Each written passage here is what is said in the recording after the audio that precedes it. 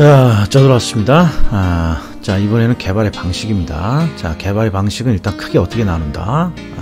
공영 개발의 방식, 민간 개발의 방식, 그 다음에 민자 사업, 공영 개발, 민간 개발, 민자 사업. 이렇게 나눠지는 거죠. 자, 한번 들어가 볼게요. 일단 이게 먼저 떠올라야 돼요. 공영 개발, 민간 개발, 민자 사업. 자, 그러면 첫 번째. 자, 공영 개발은 국가나 지방자치단체가 하는 개발인데, 자, 항상 방식을 뭘로 나눈다? 키워드, 토지, 취득, 방식으로 나눠집니다. 요거 떠올라야 되고, 그 다음에 민간 개발은 민간인이 개발하는 게 아니죠. 민간인이 개발하는 게 아니죠. 이 민간인이 누구다? 토지 소유자. 그러니까 민간 개발은 토지 소유자가 하는 개발이다. 토지 소유자가 하는 개발이다. 자, 민자 사업은 민간이 자본을 댄다라는 표현이 있지만 민간 개발에 지금 속해 있지 않잖아요. 그래서 얘는 어떤 방식입니까? 그러면 정부하고 민간이 함께 하는 영역, 이런 걸 제3 섹터 이렇게 부르는 것이죠. 자, 이 중에 먼저 그렇죠. 당연히 공영 개발 가야죠. 그럼 공영 개발은 포인트가 이 두 가지잖아요. 자, 국가나 지방자치단체가 토지를 취득할 때 돈을 주고 전부 매수합니다. 매수 방식. 자, 매수 방식은 돈이 많이 드니까 토지를 교환하는 환지 방식을 만들었습니다. 이게 환지 방식. 그리고 이걸 혼합한 혼합 방식. 그래서 공영 개발은 항상 매수 방식입니까? 환지 방식입니까? 매수 방식입니까? 환지 방식입니까? 자, 중요한 건 이 환지 방식에서는 자주 나오는 키워드가 있죠. 키워드가 그게 뭔가요? 보류지, 채비지. 네, 요 두 가지 개념. 그러니까 토지를 교환할 때 개발이 끝난 토지를 교환해 줄 때 전부 다 교환을 해 주지 않죠. 왜? 개발이 끝난 토지를 전부 다 환지해 주면 개발에 투입된 비용을 뽑을 방법이 없잖아요. 그러니까 전부 다 환지하지 않고 일부를 남겨놓죠. 이게 보류지. 그리고 보류지 중에 일부는 공공시설을 설치하고 나머지는 경매에 붙여서 비용에 충당하는 거죠. 이게 채비지. 요런 키워드가 나오는 거죠. 자, 그래서 요 30일의 기초를 한번 보죠. 자, 뭔지 모르지만 물어보는 걸 봤더니 이렇게 돼 있어요. 토지의 취득 방식이라고. 30일의 기초가. 그럼 뭐가 떠올라야 돼요? 매수 방식입니까? 환지 방식입니까? 혼합 방식입니까? 이게 떠올라야죠. 근데 앞을 봤더니 보류지가 나오고 채비지가 나왔다는 거예요. 그러면 아하, 환지 방식이군요. 니은은 환지. 그리고 개발 형태에 따른 분류가 뭐냐? 30일의 기출을 봤더니 이게 뭔가 봤더니 이쪽에 재개발이냐 신개발이냐 이렇게 묻고 있다는 거예요. 그러면 정답이 신개발이죠. 신개발. 그래서 정답은 5번이에요. 신개발. 우리가 배우는 개발은 전부 다 새로운 개발을 배우는 거죠. 정말 31회 때 엄청나게 많이 실수했던 문제라고 소개해 줬어요. 자, 그 다음에 공영개발은 토지를 취득하는 방식으로 나눈다. 매수한다. 매수 방식. 환지한다. 환지 방식. 매수 방식. 환지 방식. 자, 민간 개발에서 이 민간은 토지 소유자의 개발이죠. 토지 소유자의 개발. 그래서 토지 소유자가 어떻게 개발합니까? 그러면 이렇게 복잡해지는 거죠. 근데 첫 번째, 민간은 토지 소유자고 토지 소유자가 혼자 다 해먹습니다. 그러면 자체 개발 방식이죠. 자체 개발 방식. 토지 소유자가 혼자 다 해먹으니까 뭐에는 유리해요. 이익의 측면에서는 유리한 방식이죠. 토지 소유자에게. 그러나 위험도 역시 너무 높다. 이게 단점이고. 자, 그럼 보세요. 토지 소유자가 혼자 다 하는 자체 개발 방식은 혼자 다 하니까 위험이 높단 말이에요. 그래서 위험을 어떻게 낮출 수 있을까 봤더니 그게 지주 공동사업인 거죠. 지주 공동사업. 토지 소유자가 남과 함께 함으로써 위험을 낮추고자 하더라. 근데 이 지주 공동사업에 굉장히 많아. 자, 그래서 한번 보자고요. 지주 공동사업은 기본적으로 토지 소유자가 일단 주인이에요. 우리가 흔히 말하는 건축주고 시행사 이렇게 봐야죠. 주인이야, 주인.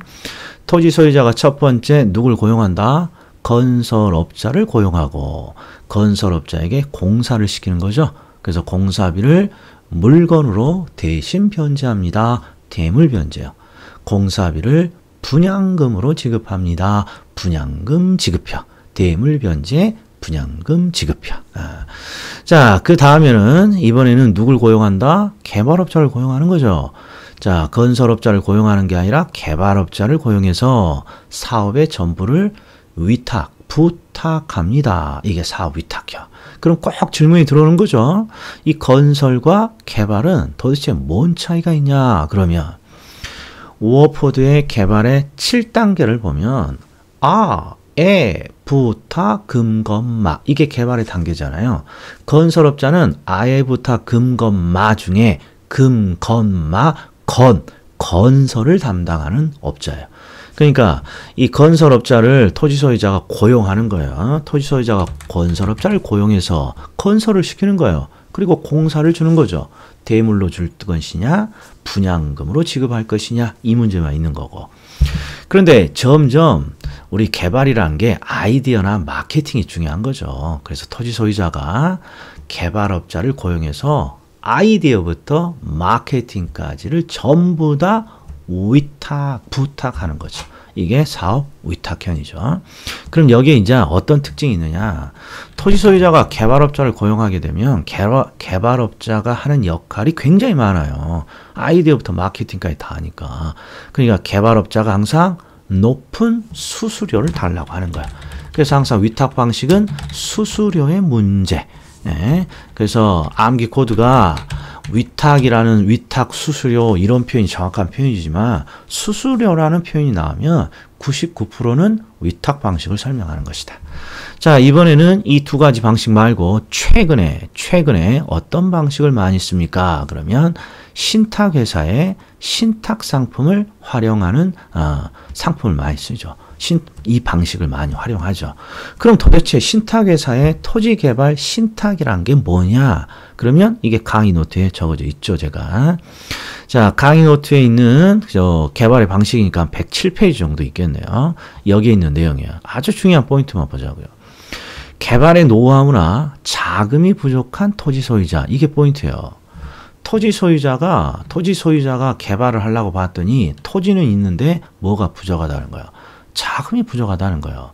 그래서 신탁회사에 토지를 신탁하고 신탁회사가 개발 등을 대신하고 그 수익을 토지 소유자에게 돌려주는 상품이 있다 이런 말이에요. 이걸 우리는 토지개발 신탁이라고 하는 거죠.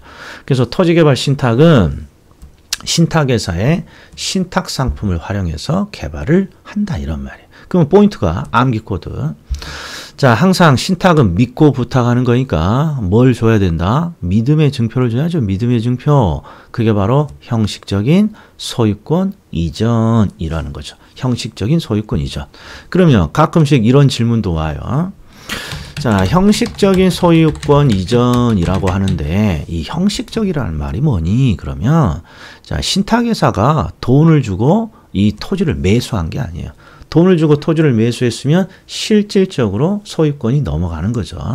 그런데 이 신탁 방식에서는 개발 기간 동안에만 신탁회사에게 그냥 명의만 넘겨주는 거예요. 그리고 개발이 끝나면 토지 소유자가 다시 되돌려 받는 거니까 이걸 형식적인 소유권 이전이라고 한다 이런 말이에요. 자, 그리고 항상 신탁회사의 신탁 상품을 이용하는 이유는 뭐예요? 토지 소유자의 돈이 부족해서.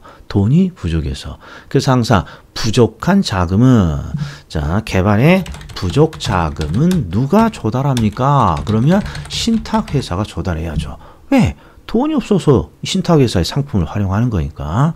자, 그래서 키워드가 여기 있어요. 자, 들어간다. 토지 소유자가 건설업자를 고용한다. 그럼 공사를 시키죠? 그러니까 대물변제냐? 분양금 지급형이냐. 그 다음에 남에게 부탁하는 게 두 가지가 있어요. 부탁하는 게. 개발업자를 고용해서 개발의 전 과정을 부탁합니다. 이게 위탁형. 그리고 신탁회사에게 믿고 부탁하는 형태가 있죠. 자, 그런데 항상 키워드가 사업 위탁 방식은 수수료라는 거. 그 다음에 신탁 방식은 항상 형식적 소유권 이전. 그 다음에 부족자금은 누가 조달? 부족 자금은 신탁회사가 조달. 자, 요거 꼭 키워드 중심. 자, 그 다음에 이제 가끔씩 나오고 있는 게 요거죠. 등가 교환이냐, 컨소시엄이냐. 그러면 등가 교환 한번 보자고요. 자, 등가 교환 방식은 토지 소유자가 토지를 제공하고 개발업자가 건물을 건축하고 그리고 그 기여도에 따라 토지와 건물의 지분을 나눈다. 자, 사례를 한번 볼게요. 토지 소유자가 1억 원짜리 토지를 대요. 그리고 개발업자가 1억이라는 자금을 대서 이렇게 주택을 건설했단 말이에요. 그러면 대부분 요것이 핵심 키워드예요. 이게 기여도.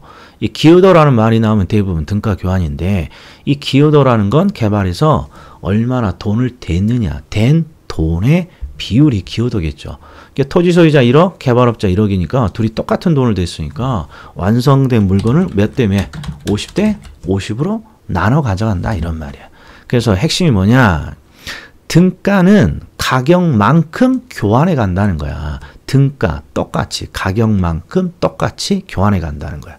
그러니까 정확한 표현은 토지 소유자와 개발업자가 자신들이 댄 돈만큼 등가로 자신들이 댄 돈만큼 등가로 완성된 물건을 교환해 간다 이런 뜻입니다.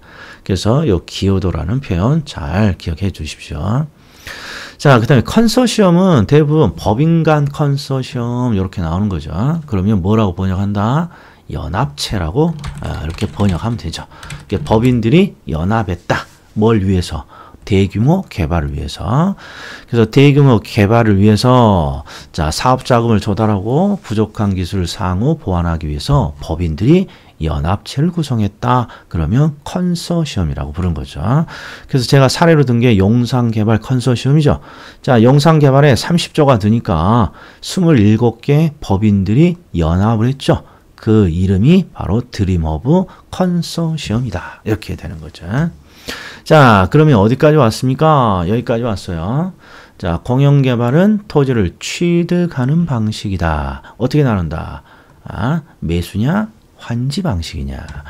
자, 그 다음에 민간개발은 토지 소유자가 하는 개발이다. 토지 소유자의 개발이 뭐니? 그러면 항상 토지 소유자가 혼자 다 해먹는다. 자체 개발. 토지 소유자가 남과 함께 사업을 한다. 지주 공동사업. 그리고 이제 요 밑을 해석해 줘야죠. 대물 변제, 분양금 지급형. 아하. 건설업자를 고용해서 공사를 시키고 공사를 물건으로 변제합니다. 대물 변제. 분양금으로 지급합니다. 분양금 지급형. 그리고 부탁하는 형식이 두 가지가 있죠. 자, 개발업자에게 부탁한 수수료를 주고 부탁하는 위탁 방식. 신탁회사에게 믿고 부탁하는 신탁 방식. 신탁 방식은 형식적인 소유권 이전, 부족 자금은 신탁회사가 조달합니다. 자, 등가 교환은 자, 토지 소유자와 개발업자가 댄 돈만큼 완성된 물건을 바꿔가 교환해 가는 거야. 나누어 가져가는 거야. 컨소시엄은 법인 간 연합체 이렇게 되는 거죠. 자, 여기서 한번 볼게요. 논점 하나만 보자고요. 자, 이게 시험 문제를 볼 때 이제 요령이 좀 필요한데 이렇게 지주공동사업이 나와요. 지주공동사업. 그러면 우리 시험에 거의 70%는 대응되는 개념을 가지고 문제를 내요. 그럼 지주공동사업에 대응되는 개념은 자체 개발 사업이에요. 그러니까 출제자가 물어보는 건 토지 소유자인 민간이 개발할 때 자, 혼자 다 하는 자체 개발이냐 지주 공동사업이냐 이렇게 두 가지를 묻는 걸 거예요. 그런데 뒤를 봤더니 토지 소유자와 개발업자 간에 뭔가를 분산한다고 돼 있어요. 위험을. 그럼 이게 지주 공동사업이겠죠. 옳은 지문이에요. 자, 그 다음에 2번도 보세요. 2번도 쭉 글을 읽다 보면 여기가 보인단 말이에요. 여기가. 공사비가 보인단 말이에요. 공사비. 그럼 결국 논점이 공사비 대물 변제입니까? 공사비 분양금 지급형입니까? 이렇게 되는 거죠. 대물 변제니 분양금 지급형이니. 자, 읽어봤더니 토지 소유자가 건설업자에게 시공을 맡기고 건설에 소요된 비용, 이게 공사비겠죠. 공사비를 건축물로 변제합니다. 대물 변제군요. 이렇게 되는 거야. 자, 또 봐요. 사후 위탁 방식이 나오면 우리 시험의 거의 90%는 위탁 방식이니 신탁 방식이니 위탁 방식이니 신탁 방식이니 그걸 묻는단 말이에요. 그런데 뭔지 모르지만 3번에 개발업자는 수수료를 취합니다. 아하, 위탁 방식이군요. 수수료를 취하고 있으니까. 그다음에 신탁 방식은 항상 믿고 부탁하니까 형식적인 소유권이 이전된다. 옳은 지문이네요. 그래서 마지막 신탁 방식이 나오고 건설 단계에 부족 자금은 누가 조달하나요? 토지 소유자가 아니라 신탁 회사가 조달하는 거죠. 왜? 돈이 없어서 신탁 방식을 활용하는 거니까. 자, 그러면 이제 마지막으로 민자 사업 방식이 있죠. 민자 사업 방식은 방식이 여러 가지지만 가장 기본적인 게 BTO, BTL, BTO, BTL. 자, 일반적인 우리 도로, 터널 이런 일반적인 기반 시설은 어디로? BTO, BTO. 그 다음에 건물 형태, 기숙사, 도서관, 아파트 이런 건물의 형태는 BTL 이렇게 가죠. 근데 요령이 있어요, 요령. 자, BTO와 BTL은 항상 어디에 차이가 있다? 여기 끝에 차이가 있는 거예요. 끝에. 자, 그러니까 자, 이거 기출을 한번 볼게요. 자, 민간 투자 사업 방식, 민자 사업 방식을 뭔가 연결해라 라고 돼 있어요. 이건 제가 수업 자료로 주간식 수업 자료에 있는 거죠. 근데 대부분 이렇게 길어. 그럼 항상 민자 사업의 기본은 BTO, BTL이고 어디에 차이가 있습니까? 항상 끝에 차이가 있단 말이에요. 끝에. 그러니까 기억번은 길지만 끝에 임대차라고 돼 있으니까 무조건 끝이 L자로 끝나는 걸 찾아야 된다겠죠. L자로 끝나는 거 딱 하나밖에 없었어. 자, 그리고 니은번을 봐요. 니은번은 쭉 지문을 다 읽는 게 아니라 마지막에 시설 관리의 운영권을 인정한다. 운영권이 나왔어요. 그러면 오퍼레이트잖아요. 오퍼레이트. 그러니까 얘는 끝이 O로 끝나야 되고. 그러니까 이런 게 요령이란 말이에요. 끝이 얘는 L로 끝나야 되고요. 얘는 끝이 O로 끝나야 돼요. 이렇게 O로 끝나야 돼요. 그러면 대충 그냥 정답이 나온단 말이에요. 자, 그런데 이제 제 말을 듣지 않고 이제 시험장에서 기억번을 다 읽었다는 거야. 이제 질문이 가장 많은 거란 말이에요. 자, 해볼게요.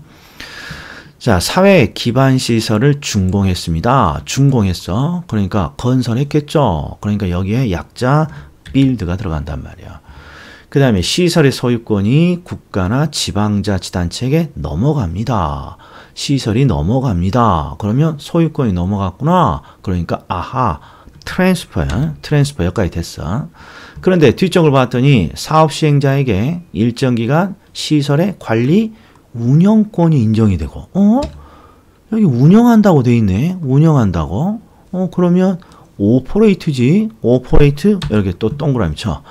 그리고 그 시설을 국가나 지방자치단체 등 협약으로 정한 기간 동안 임차합니다. 여기 또 L이네. L. 이러니까 질문이 온단 말이야. 이러니까 질문이. 어떤 질문이? 이거 약자를 다 봤더니요. B, T, O, L인데요? 뭐라고 해야 돼? 근데 BTOL은 지문이 없는데요? 이런 거죠. 그러니까 결국 이게 포인트예요.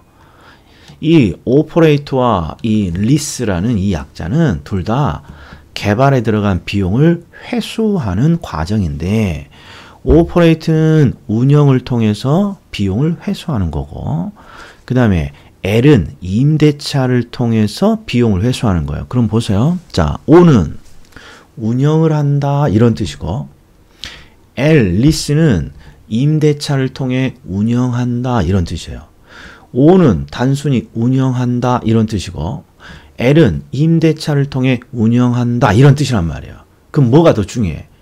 임대차를 통해 운영한다 이게 더 중요한 것이죠. 그러니까 당연히 여기는 O 대신에 L자가 남아야 되는 거예요. L자가. 왜? 그래야 구체적인 표현이 되는 거니까. 자, 여기까지입니다. 지금 꽤 내용이 많죠. 그러나 항상 대입이 되는 개념을 찾아야 돼요. 자, 해봐요. 매수 방식, 매수냐, 환지냐.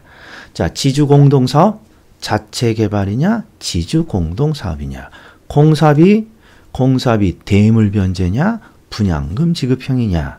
위탁, 위탁 방식이냐, 신탁 방식이냐, 민자사업 BT5냐, BTL이냐, 여기까지였습니다.